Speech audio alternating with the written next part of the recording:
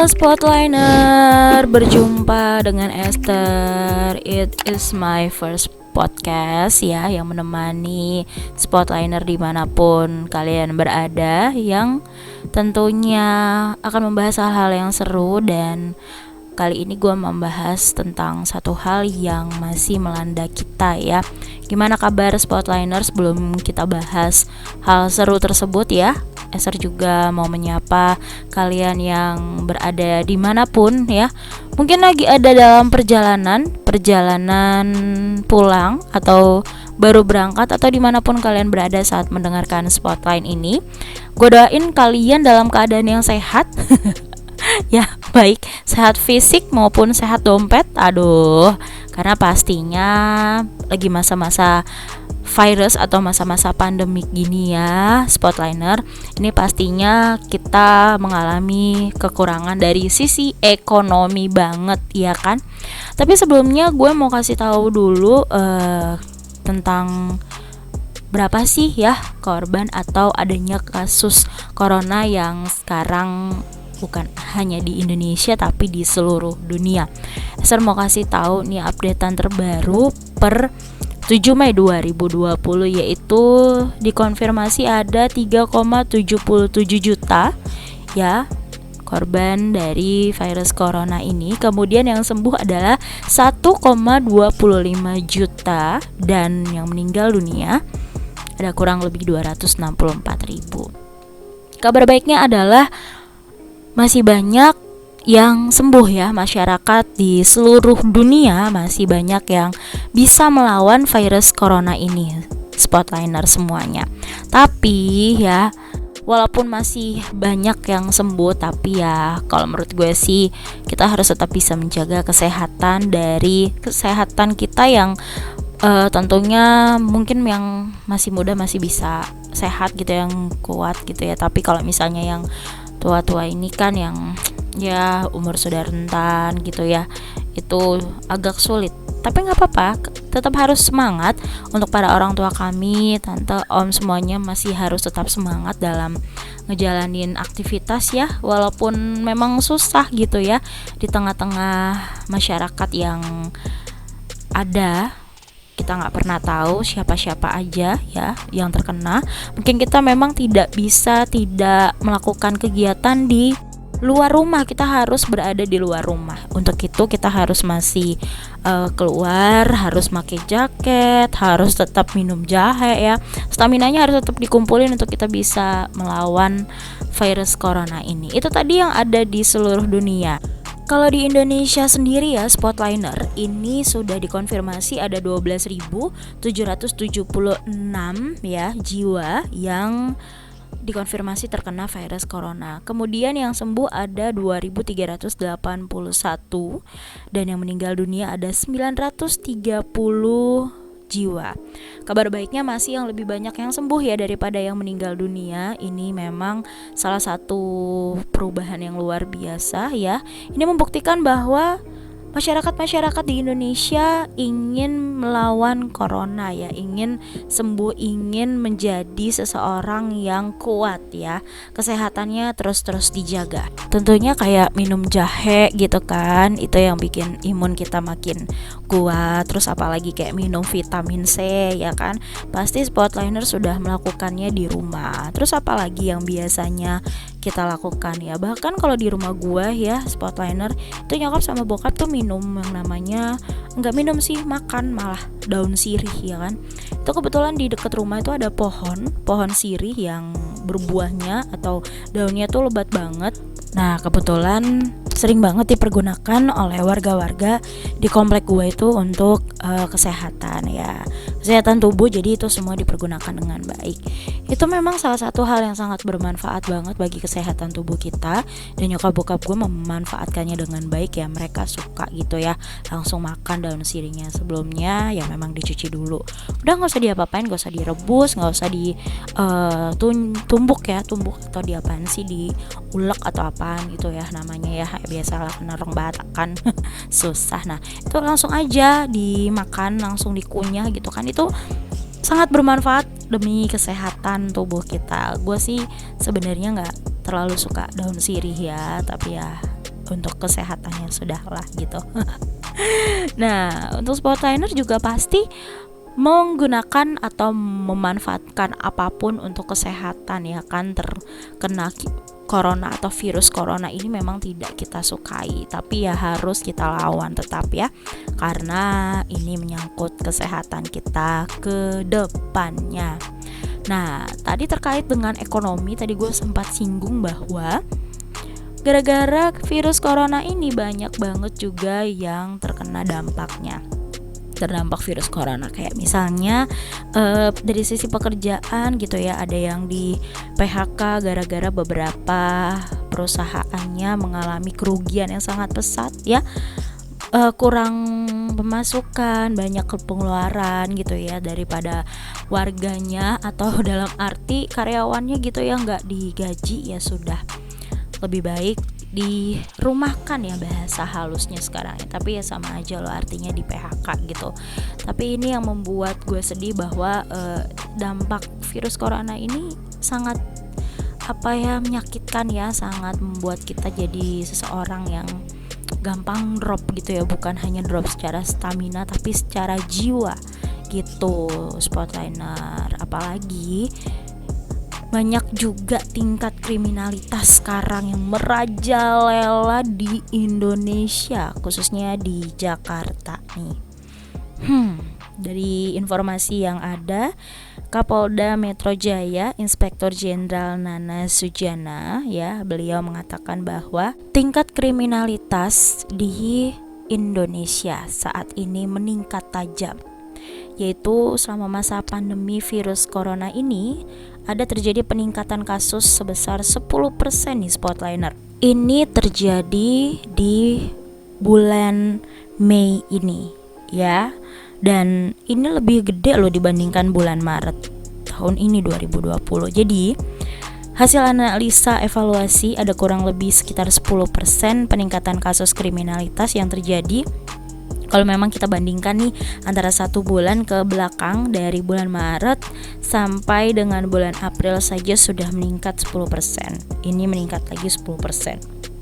Gue sih gak habis pikir gitu ya, ini kan baru beberapa bulan ya, 2 bulan ya virus corona ini ada di Indonesia, sudah meningkat 10%. Apalagi kedepannya ya, ini tindak kejahatan pasti masih harus jadi prioritas Bapak Polisi juga sih ya. Dan Bapak Nana juga mengatakan tindak kejahatan yang meningkat yakni kasus perampokan atau pencurian dengan pemberatan atau curat, dan pencurian kendaraan bermotor, ada juga penyalahgunaan narkoba hingga penipuan. Pastinya berbagai macam cara ya masyarakat di Indonesia khususnya nih ya, ini pasti mereka mencari cara untuk tetap bisa makan, untuk keuangan mereka juga nggak berkurang, paling nggak berkurang banget gitu ya, masih ada terus gitu ya pemasukan yang harus ada di keluarganya gitu ya, apalagi mungkin yang ya memiliki anggota keluarga yang banyak gitu ya. Ini mungkin salah satu juga sih yang kata pemerintah, ya udah 2 anak cukup ya, nanti kalau misalnya ada kenapa-napa kesulitan ekonomi kayak gini ya udah anak cukup lah gitu ya. Tapi ya sedikasinya aja gitu ya guys. Oke, balik lagi deh ke pembahasan tentang kriminalitas selama virus corona ini. Jadi menurut beliau nih, menurut Bapak Nana, ada terjadi 17 kasus perampokan minimarket yang terjadi di wilayah hukum Polda Metro Jaya dalam 1 bulan terakhir ini. Waduh, gila, ini 17 kasus guys. Jadi bentuknya itu adalah curas maupun curat terhadap 17 TKP minimarket yang ada di wilayah hukum Polda Metro Jaya. Guys, kalian memang harus hati-hati kemana-mana sih. Even kalian cuma ke warung atau walaupun kalian cuma keluar ya, olahraga. Sekarang kan banyak banget olahraga yang kalian harus jauh-jauh gitu ya. Aduh, harus berhati-hati. Oke? Jadi memang harus bisa mengatur, selain mengatur ekonomi, mengatur fisik kita juga untuk bisa terjaga dari kriminal-kriminal yang ada di luaran sana gitu ya. Even kalian juga cuma ke warung sebentar, ya itu kalian memang harus benar-benar jaga diri ya kan. Nah, Untungnya dari Polda Metro Jaya ini berhasil mengungkap 13 dari 17 TKP dalam 1 bulan ini. Kemarin di bulan April 2020 nih Spotliner. Gila. Ini gue gak ngerti lagi ya gimana ceritanya. Ya semua jadi berthinking negatif. Negatif bukan hanya thinking kepada sekarang yang ngelihat orang dia kena virus corona, enggak ya, kita kan harus jaga jarak nih. Kita juga harus berpikir, selain kita berpikir bahwa jangan-jangan kita nih yang kena virus corona, jadi kita harus jaga jarak, kita juga harus jaga jarak karena jangan-jangan dia nih yang kena virus corona gitu kan. Itu thinking hal seperti itu aja, berpikir hal seperti itu aja belum selesai kita jalanin, apalagi sekarang berpikir hati-hati nih sebelah gue nih, bisa-bisa dia ngambil apa gitu, dompet atau uang gitu kan. Nah itu bener-bener gak habis pikir deh, bener-bener ya. Ini memang kita harus benar-benar punya jiwa yang sabar untuk menghadapin masa-masa pandemik ini. Dan Bapak Nana juga menghimbau ini kepada mungkin nih Spotliner yang mendengarkan ya, punya minimarket, sadarnya supaya jangan tidak beroperasi selama 24 jam. Kalau gue bilang harus sih gitu ya, tanpa sadar itu bisa banyak cekcok gitu kan. Nggak bisa dong, kita kan nanti pemasukan nah yaudah gue bilang sadarnya kalian jangan beroperasi selama 24 jam. Gak hanya itu aja, dari pihak Polda Metro Jaya juga menghimbau agar setiap minimarket dilengkapi dengan kamera CCTV. Ini penting banget sih ya, gimana-gimananya nanti kan bisa dilihat lagi kan di CCTV ya. Dan juga menempatkan seorang petugas keamanan untuk mengawasi, ya agak high budget sih ya, ada petugas keamanan lagi nih kan otomatis bayar orang lagi gitu ya. Dan memang sekarang cukup sampai jam 8 aja sih Spotliner ya, gue keliling-keliling gitu ya nyari minimarket ya yang Indo ini gitu ya, Alfa ini gitu ya. Itu memang udah tutup jam 8, bahkan ada yang jam 7 sudah tutup gitu. Ini memang menghindari yang namanya kasus-kasus perampokan di minimarket gitu deh ya. Memang agak sedikit was-was sih kalau keluar-keluar. Gue sekarang juga keluar-keluar minta tolong temenin gitu kan, karena ya biar bisa saling menjaga satu sama lain. Nah selain kasus perampokan minimarket itu juga ya, Bapak Nana ini juga menghimbau loh, dalam 1 bulan terakhir kemarin ini pihaknya juga sudah mengungkap ada 18 kasus dari 48 kasus berita bohong atau hoax. Nah ini yang membuat kita makin takut terhadap virus corona. Dan memang thanks God-nya nih ya, pihak Polri bertindak tegas untuk bisa membuat orang-orang yang bikin berita bohong atau hoax ini tertangkap. Sebelumnya memang dari pihak Polri sendiri membentuk satuan tugas khusus untuk mengatasi tindak kejahatan begal dan premanisme yang tersebar di seluruh Polda. Dan alangkah baiknya nih Spotliner semua harus membantu satu sama lain ya. Mungkin ada yang tahu tindak kriminal di mana, bisa langsung menginformasikannya kepada pihak Polda Metro Jaya. Bahaya sih zaman-zaman sekarang ini, tapi ya tetap harus bisa waspada sih. Jangan takut yang berlebihan, tapi takut yang bersifat bisa menjaga-jaga diri kita sendiri ya kan. Nah ini kalau kriminalitas kan bisa di ini ya, bisa di kita jaga-jaga gitu ya. Tapi kalau misalnya ide atau pemikiran yang udah di luar batas, kira-kira kita bisa jaga nggak sih? Kalau dilihat nih, kalau gue bilang nih, kita beberapa kali ngelihat ada orang-orang yang punya konten ya, terus mungkin pemikirannya udah agak sedikit gesrek gitu ya Spotliner, dan kalian tahu kan ide-idenya itu nggak bener banget ya, bisa dibilang nggak mendidik lah. Nah ini kan ya udah pada tahu lah ya siapa yang gue bahas ini. Ini gue sangat geram mendengar orang ini ya, atau konten inilah. Kalau orang sih ya udah geram dari kemarin-kemarin. Dan ternyata gue udah pernah ngikutin YouTube-nya dia dong ya kan. Gue baru nggak, oh iya gue pernah ngikutin YouTube-nya dia yang dia sama ceweknya ngeprank ini, sama ceweknya ngeprank itu. Dan gue masih biasa aja sih, karena ya menurut gue ya udah yang ngeprank ya lu ini sama cewek lo gitu kan. Tapi ini kayaknya udah bikin geram banget, karena yang gue lihat adalah dia ini udah mengganggu masyarakat gitu ya dengan ide bodohnya dia itu yang ngeprank sembako. Gila sih, lo bisa ngeprank sembako di masa-masa sekarang. Itu memang gak ada pikiran sih kalau menurut gue ya. Atau memang untuk spotliner yang mendengar gue saat ini, mungkin ada di antara kalian yang mengerti gitu ya. Ini dia ada memiliki gangguan atau gimana sih ya? Kayaknya ngide prank sembako aja udah gila sih, apa gak masuk di otak gitu, apalagi sampai bikin konten gitu kan. Awalnya ngedenger ide aja sih pasti oh my god gitu ya. Kabarnya sih ya, yang gue dapat dari kompas.com nih, katanya ide prank sembako itu bukan dari si yang punya YouTube.